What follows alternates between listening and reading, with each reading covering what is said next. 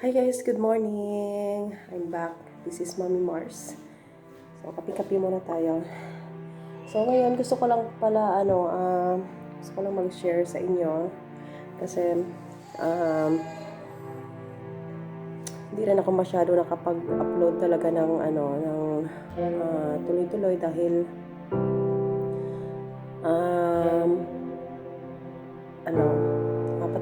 maglilimang araw na nagpapahinga ako kami ng dalawang mga bata kasi nagkaroon ako ng sore throat. Tapos 2 days na sobrang sakit ng lalamunan ko, hindi ako nakapagsalita ng maayos dahil pag pinipilit ko magsalita, nadadagdagan yung sakit. Kaya lagi ako na umiinom ng hot water na may luya. Kasi akala ko namamaga yung tonsil ko, pero parang wala naman. Pero nung 2 days na ako umiinom ng gamot, kumalma na rin yung sakit ng lalamunan ko. Wala na siya hanggang sa umabot na siya ng 3 araw. At araw hanggang ngayon, wala nang sakit ng lalamunan ko. Pero sobrang sakit kasi feeling ko may sugat yung lalamunan ko. Parang ganon. Alam mo yung pag nagsasalita ka, alam mo yung papel pag pinunit mo, parang ganon yung pakiramdam ng sobrang sakit. So ngayon, magpa 5 days na umiinom ako ng syrup para sa ubo. Pero wala naman akong ubo. Pasumpong-sumpong lang yung ubo pag kumakatay yung lalamunan ko. Pero hindi naman talaga as in ubo na yun talagang sobrang sama ng ubo, gano'n na talagang umpisa ubo ka ng ubo. Hindi naman ako gano'n. Pero ngayon at saka yung kahapon, inubo ako. Pero parang kati lang na lalamunan, parang gano'n. Parang gano'n, ubo ng gano'n. Pero paminsan-minsan, tumutulo yung ilong ko, parang may tubig, tapos masakit dito. Sobrang sakit ng ilong. Siguro dahil sa sobrang init din dito ngayon, sa loob ng bahay, sa gabi, sobrang init. Tapos, pagising ko sa umaga, feeling ko sobrang sakit ng ilong ko dito. Tapos parang dry na dry siya. So, tawag kami sa GP namin ng paraan. Ayun, parang siguro dahil nga dito, malamig talaga yung weather. Minsan, tinatamad ako uminom ng tubig. So, parang kulang siguro sa mga liquid, ganyan. Hindi gaya sa mga bata na mahilig sila kahit ano-ano, tubig, juice, Tayo kung minsan, sobrang busy kung minsan parang nakakalimutan uminom ng tubig. Kaya, tapos, kape, madalas nagkakape ako, parang nakakalimutan ko kung minsan uminom ng tubig ba, parang gano'n. Tapos, nung nawala yung sakit na lalamunan ko, ang nangyari parang okay na siya, pero nararamdaman ko na parang unti-unti nawawala yung boses ko.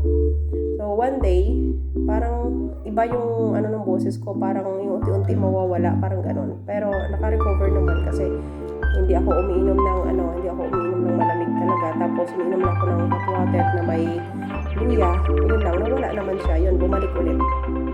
Kaya, ayun, sa mga upload ko noong karaan, medyo nagsalita na ako, kaya parang mayroon ng laban ulit. Pero ngayon, after 5 days na, pinakontinue ko pa rin uminom ng syrup para sa ubo. Kasi 7 days kapag inumpisahan mo kasi yung antibiotic, kailangan 7 days ka talagang uminom yan. Kailangan tapusin mo yung 7 days. 3 times a day lang naman siya.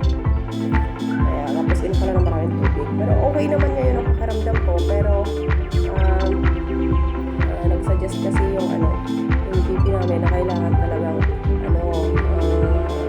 may magpunta ngayon dito para i-swabtest. So, meron siya guys.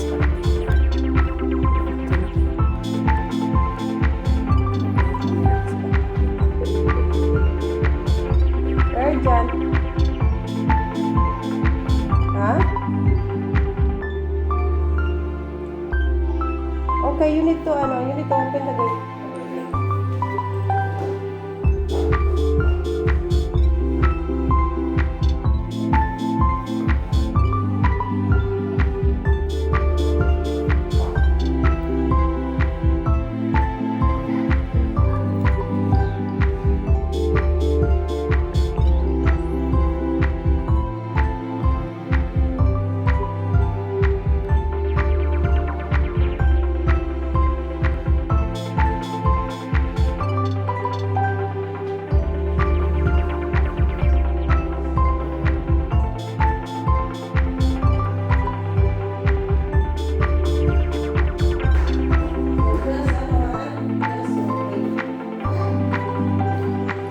Nandiyan na sa labas, guys. So, tambay lang kayo.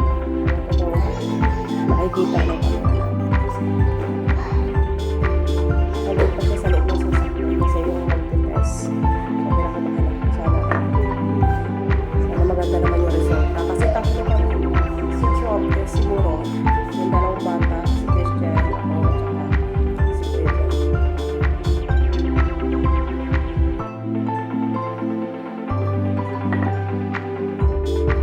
Still there, Jan?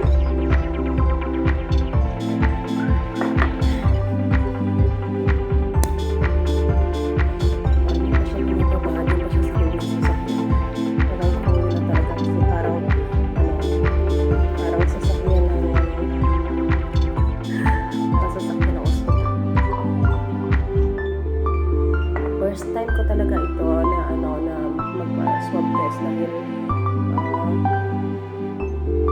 syempre para na din sa kaligtasan natin, di ba? Hindi natin parang okay tayo. Kaya lang, hindi mo man yan makontrol para maiwasan. So ayan, tayo na natin siya. So, tambay na kayo dyan mga guys. So yan na guys. Hello. Good. Good morning. Good. Say hi. So you know the place, how are you? It's okay. These are the three I have to test it. Okay. Christian, Yeah. Bernard John, Yeah. and Myra. Imira. Yeah. Where? Yeah. Raj and Christian. And who's? Yeah. Who am I missing? Sorry. Who? Besides John and Christian. And this is yourself? Yes. Good. Okay. We have everybody. Good. Yeah. I hope it's good result. I hope it's good result. So do I. So do I. So I'm here for 5 days already. You're here 5 days. Isolating. This is my employer house before. Okay. So I always mind this every time they go with their holiday. Okay. That's why I'm here. So I forget to mention to my GP that I'm here. So, It's okay. That's okay. Yeah. Don't worry. It wasn't a major problem. Yeah. You're ready, Kaya? Yeah. My hair is long. Your hair long? Yeah. Really? I know this seems a bit much, but this is what they want. Yeah. Yeah.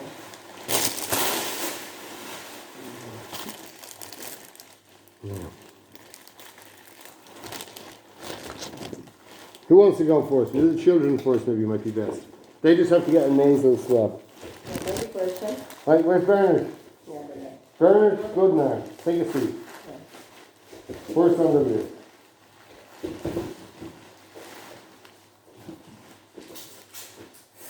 Now, Bernard, this is just from your nose, okay?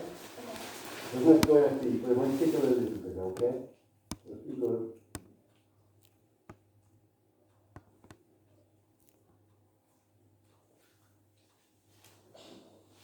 Happy. Good night. Well done, Bernard.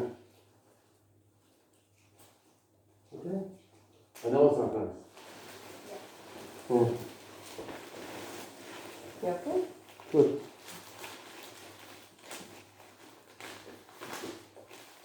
Next question.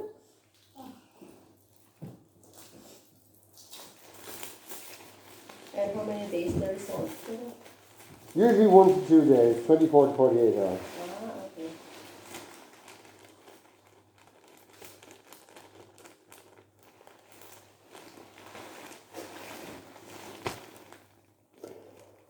Yeah, we're going for Christian next, isn't it? Christian, where are you? Yeah. Are you ready? Good.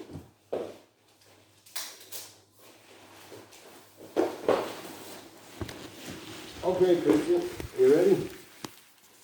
Just relax. Good man. Hold on.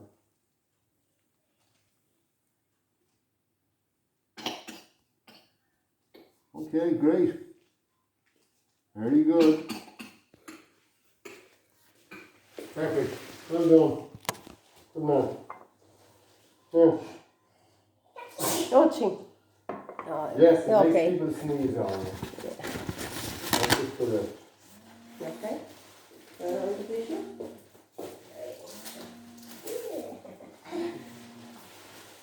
You have to sneeze on that? Yeah.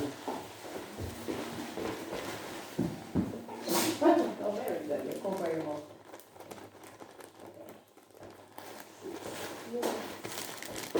Oh. You okay? Yeah? Okay. Now, Elmira, There. take a seat.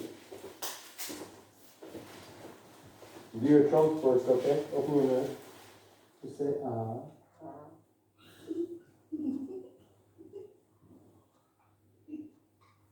Very good.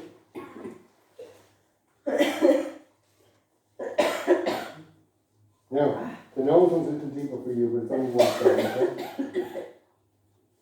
Sorry. Put it. The nose, it's deep the nose. Just breathe through it. Doing great. 5, 4, 3, 2, 1.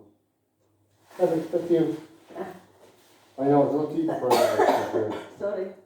Look, no, don't be sorry, Jesus, no, it's Yeah, I'm not coughing, but I feel coughing. Oh.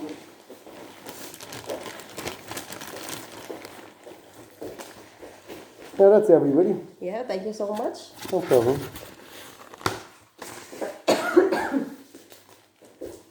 You're not still coughing. What? I never sneezed. Mommy, you did sneeze. No, I didn't. Christian sneezed.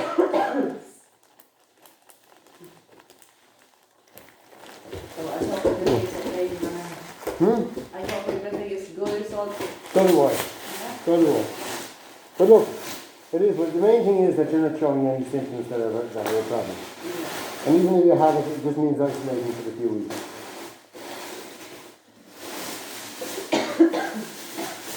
So thank you so much and No problem at all. thank you. You okay? Say thank you. You okay?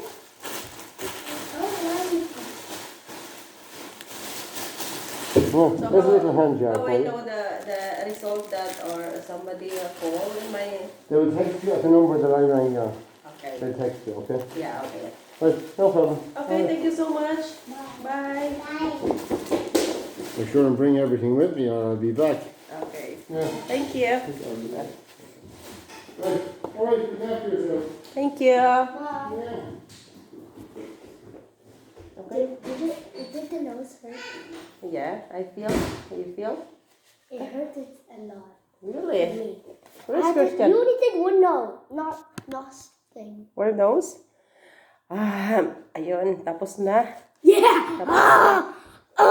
You feel hurt, Kuya? Yes! Yes. I saw your eyes is like a little bit crying. Napaubo ako guys nung doon inano sa bunganga. Ayan, inubo na ako. Pati sa ilong masakit. Pero okay lang. Hindi naman matagal. I survived! So I need to wait the result for Tomorrow. 24 hours, I think, to 48 hours. Yeah. 48 hours? Yes. 2 days? Yeah, he said. Okay, so I hope everything is okay, and thank you for watching, guys. See you again. I never coughed.